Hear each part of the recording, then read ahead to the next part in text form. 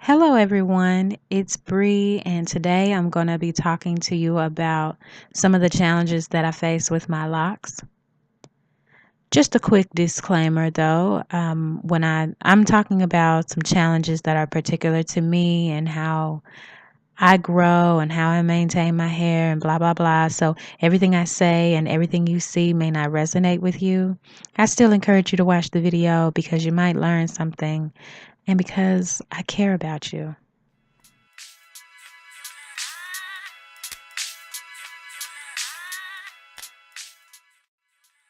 Okay, so the first thing I'll be talking about is dryness. Now, I experience dryness because my hair is color treated. What I do to combat the dryness is simply do periodic hot oil treatments. I'm due for another treatment now, but you can see that my roots are very sheeny. They have a sheen to them, and so they don't get dry. So when I do my hot oil treatment, I really just concentrate the oil to the ends of my hair because that's what's most important. Otherwise, the dryness is not a big issue. That's why I listed it first.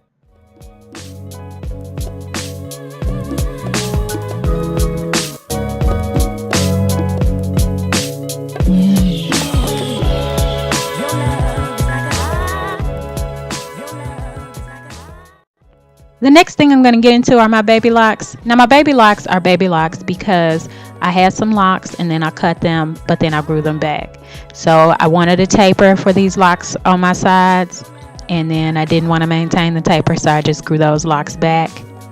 The same thing is true for, the same thing is kind of true for the locks on the nape of my neck. I cut them in a fit of rage when I had a bout of psoriasis, but I've controlled the psoriasis and I've since grown those locks back, but that's why they're short. And then also I have some baby locks in the front of my head, and I have those locks because I thought that those locks were thinning, which they were, but it didn't mean that they needed to be combined. It just meant that I needed to interlock more frequently, and that's what I do now. So I have the type of new growth that grows away from my locks, and so the locks in the front, their base was thinning out, and so what I know is that I have to just periodically check to make sure those locks have a secure base. Otherwise, they will thin out due to a lack of maintenance. Now, interlocking is something that is very necessary for me, but it's something I dread doing because, get it? I dread it. But it's because it takes so long and it is a very tedious process. And you're like, well, you should have knew that before you got your Microlocs. Of course, I did think about that, and I do hair, so I know it takes a long time. I just didn't know that I would really not like to do it back when I got the locks the size that I got them. Anyway, it takes a long time. In the beginning, I wasn't doing it often. I was doing it maybe like every 3 to 4 months. But like I said, because my new growth leaves the base after so long, the bases become weak and the locks become heavy and in danger of breaking off. That's what makes all the difference. So in this next clip, I'm actually going to show you what I've done to the lock in the front. Like, I have a couple of locks where I had to put some knots in them because I did have thin spots, like I was telling you, and it's because those locks weren't being interlocked enough. Now, I don't think that I don't like the way that looks, but like, I'm trying to hang on for dear length here. Okay, so you gotta understand that once I get some length, I'll probably even everything out, but right now I need every little bit I can get.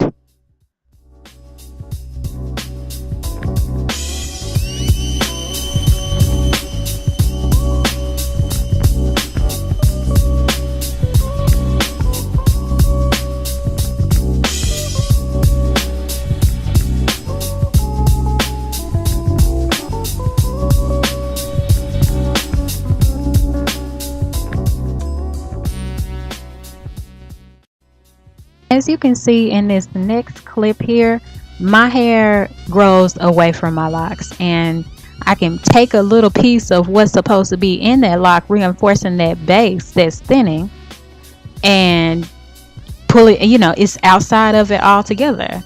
So what I do every time I wash my hair, which is like every 2 weeks, is I just stick that hair back in there because I want to keep those locks. You know what I'm saying? And so some people might think, what, that's way too often to do that every 2 to 3 weeks. But when I do it, I only do 1 to 2 passes, and it's either this or lose my locks. And it's not finna do the latter.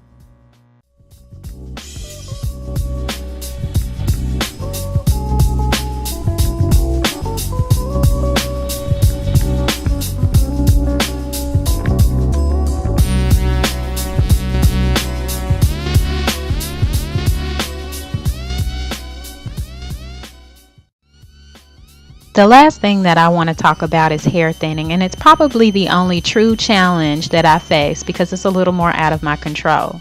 So as you can see, I do experience androgenic alopecia, but it's not something that I obsess about nearly as much as I used to. And that's because I'm on a journey of self-acceptance and not self-loathing. Now that journey is never going to be easy, especially because self-loathing usually happens to folks, and those folks don't even know they hate themselves. And when I say that, I am speaking from personal experience. When I look in the mirror, I may see that little spot, but one of the things that I've stopped doing is thinking that that's the first thing people see when they see me. It's like, it's just so limiting to think that's all people see you as what you are insecure about. Who really gives a fudge at the end of the day anyway? I'm a nice person, and that's what should count. And if people are judging me about my hair, forget them, right? Locs have afforded me so much freedom these past 2.5 years, and it's not something that I want to take for granted. I want to focus on the good stuff. And with that being said, I hope you are focusing on the good stuff too. Thanks for watching. Bye, y'all.